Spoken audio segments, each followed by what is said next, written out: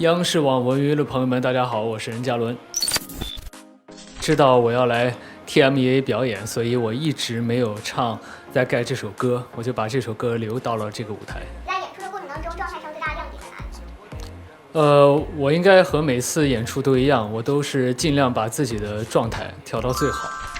之前确实想说，在盖要不要有一些新鲜的尝试，要不要重新编排一些地方，但最后觉得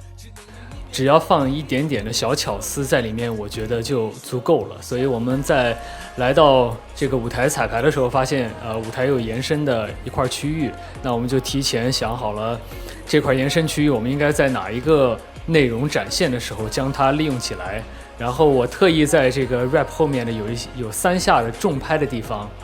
做了和以前不一样的动作吧。跟着点头，掌控我的节奏，超乎预料，是要让你知道 I need you now now now。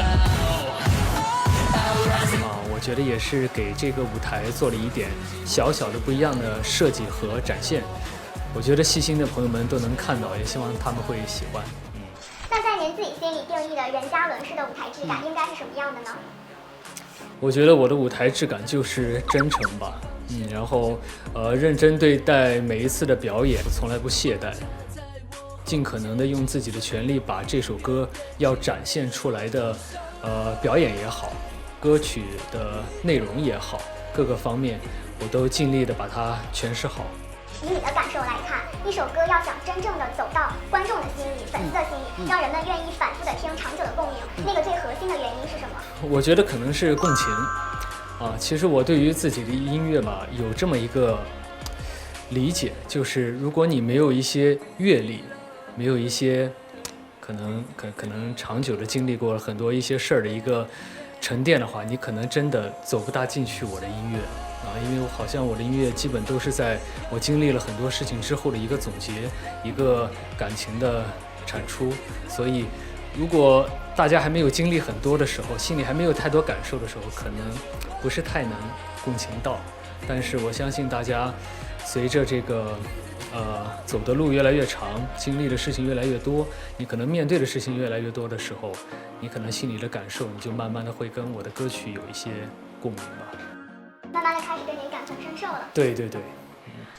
如果你说最特别最偏爱的，那一定是32例里的他。那首歌是写给爸妈的一首歌，所以对我来说意义真的还挺大的。最近呢，我们也很流行给歌单划分一些情绪色系，比如说热烈的红色，然后温柔的蓝色，治愈的绿色。如果从你自己的歌里面选择一首作为你的专属代表色，你会选择哪一首？首先我觉得可能我的歌没法用一个颜色单独来形容它，因为它大多数描写的都是整个一个过程，很长的一个时间线，所以它应该属于那种渐变色吧，从一种颜色慢慢变成另外一种颜色的这样的一个过程。其实我一直以来都想写一首国风的舞曲但是这个也一直在尝试中。你越想做这件事呢，你的要求就越高你就越难有满意的作品。所以这首歌我们也真的尝试了能有2-3年吧，还一直没有到我心里的那个位置上。所以如果未来能尝试成功的话，我非常希望做一首国风的舞曲。那假如说呢，我们已经穿越到了5年后，然后我们来到了未来，你希望那时候的任嘉伦在音乐这条路上会被大家怎样定义或者是记住？哇哦，5年后我觉得大家就觉得我是在认真做事就可以了，也希望大家能从我的身上，从我的音乐里感受到我想表达的那股力量，然后让大家更加积极阳光的去生活。那在5年后我们有没有可能会看到你想要创作那个国风歌曲？哇哦，这种灵感的东西真的是可遇而不可求，好多灵感在我这1年365天的不知道是哪一个时刻迸发出来，但是一首满意的作品真的不是说你说什么时候能做成就做成。我希望吧，5年内吧，能把这首国风舞曲给做出来。谢谢你让这个时间变得还挺长好，那我们期待一下，争取再短一点。哎，刚刚说5年了如果用3个词来形容当下这个阶段的任嘉伦，你会选择哪3个词来形容自己呢？沉淀、自洽和成长吧。成长永远没有上限嘛我们学无止境，要学的东西太多了，我现在每天还是在不断的学习，我依旧觉得时间不够用，也不知道哪来的这么多好奇心和这么大的冲劲儿，反正就是一直在学习。沉淀的话，其实我也不希望自己过多的展示什么，就是希望自己不断的去学习，不断的去提升、充实自己，让自己的精神世界、内心非常的丰满。然后不刻意展现，就是机会来了，那合适的时候我们就可能告诉大家。然后如果没有特别的机会，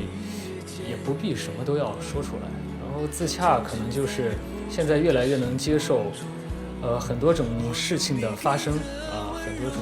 可能情况的改变然后现在不会说那么的会焦躁或者是不稳定就一切还是比较能很坦然的接受。那有没有可以给大家分享的自洽一种小技巧呢？自洽，我觉得首先你要到达一定的阶段，你要经历足够多的事情，然后你要有足够多的一些见识，然后你也要对你现在面临的事情有一个足够深刻的了解，不然的话其实挺难到达自洽的。